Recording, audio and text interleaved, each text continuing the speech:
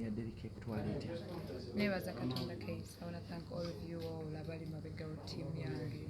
You guys are doing a good job. It's been trending on YouTube for the last 2 weeks. Mwebali nnyo. So oli bulungi. I'm humbled and grateful. Still musically, your ex-husband, Daddy Andrea Vayo, ne wabaawo someone eyayitinga n'ekibalwa kya Koloti ekyavaayo nga kiraga nti nno music bwe yakkoleranga gwe twali tulowooza nti mukola ng'abaagalana nti akubanja close to 120 million. Mwekola music ono mwali mu diri yali etya? Yali lwa mukwano mwina we mwasayininga ate nga twali tumanyi oli mu black market wamu naye. Ekyo njagala okinnyonnyola in detail because bafaani bo bagamba batya nti kwa yavaayo n'agamba oyina na kuperforminga performance naye oyina omuyiririra million 12. Wow. Kezi nga bumanyi gyogamba nze si buli kintu kyonna ntikyetaaga reaction. Nga bwe mbira mu mawulire nange bwe mbira. I am under black market, now I'm under black market. So echa music I think ekibuuzo ekyo mujja driving to black market. Empapula zonna ziraba nange nga bwe mubaliraba. So nze si buli kintu kyonna kyetaaga reaction yange. Ndi mukazi amanyi kyenjagala, manyi wendaga, manyi abawagizi bange kye bandaze kyendi. Right now distraction is the last thing I want to think about because Katonda atampadde obulamu n'abantu abakyanzikirizaamu. Tuli mu kukola ebintu ebirungi, tulina olulimi olupya. Saba mu lunyumire sharing it. Wazifuna empapula zino and wazikolera kinga gwa artist?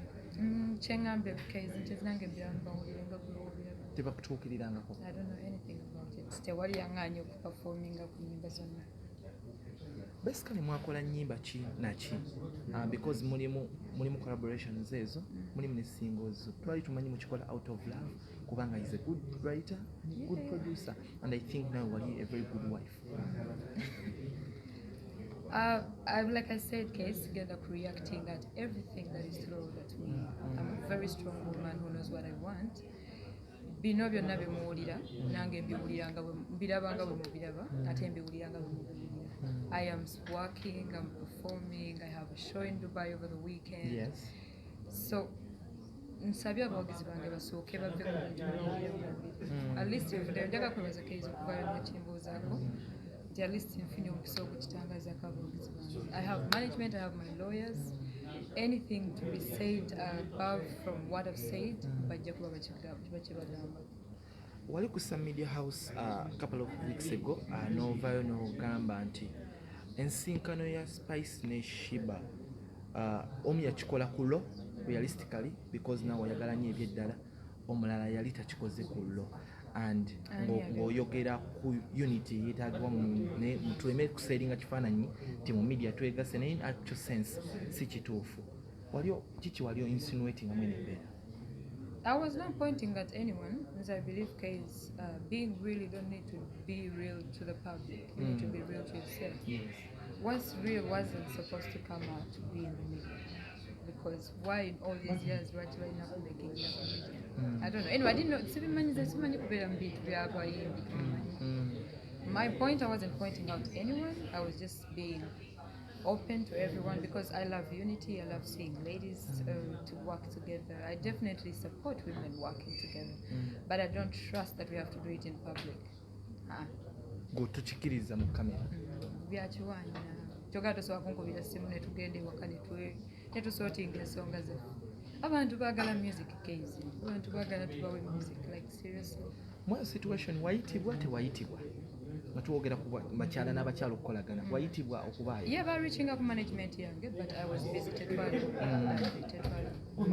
enkolagana yo wakati wone Spice and Shiba eri etya because toli mukyala wa ntalo but ensi eyi balime gamba nti mawulire ge gajawula but enkolagana yo wakati wonna abo ababiri eri etya?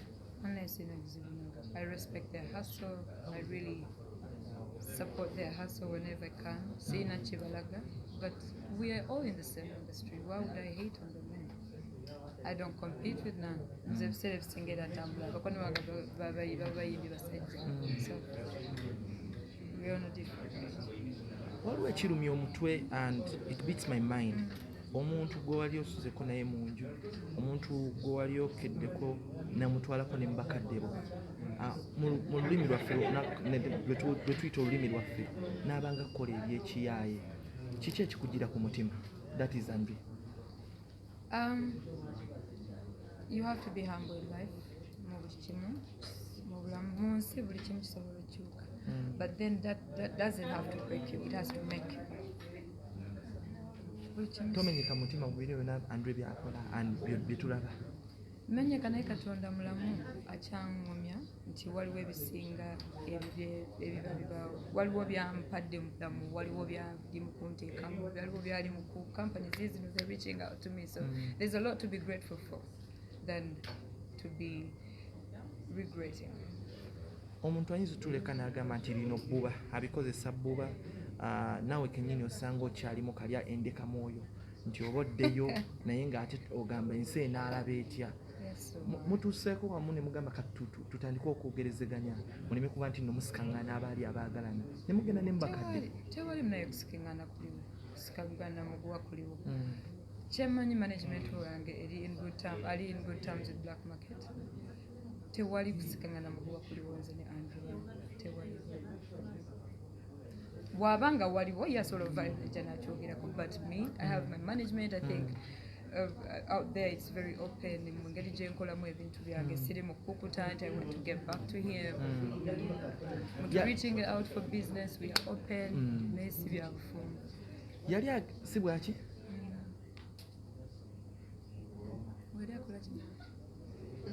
Yali ategese olukuŋŋaana lw'abamawulire naye yategezebwako nti ogenda mumukwata otuuse ku ddaala erisiba eyali omwami wo. Yesu wakati nga mumukwatira ki? Why would I care? Bintu byankata. Bw'owanjula mu maaso ndi muntu ayinza n'okwagaliza ekkomera. This is a person gwe najjayo nendaga mu bakadde kyogala nali musiru. So just take it easy. Sisobola to do anything to hurt Andrew. Nti ekyali kikuleetedde omukwata bintu byalimu enzirusi gye bayita emmotoka.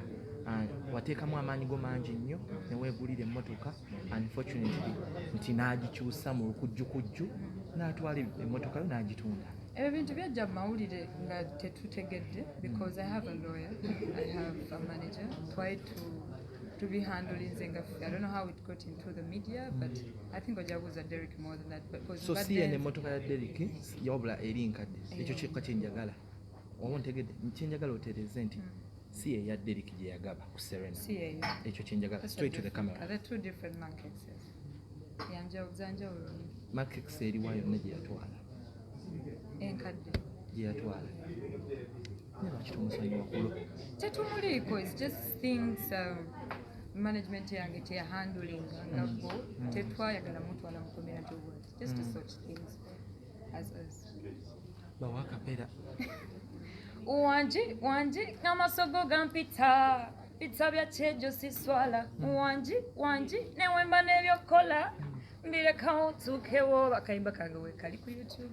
Subscribe era mukaweereza abaagalwa abamu. Nina Rose. Influencing beauty products. See products is okay about beauty. Wali mulimu n'eddagala mulimu ebintu bingi okutwaliza awamu. But I think they chose me so good.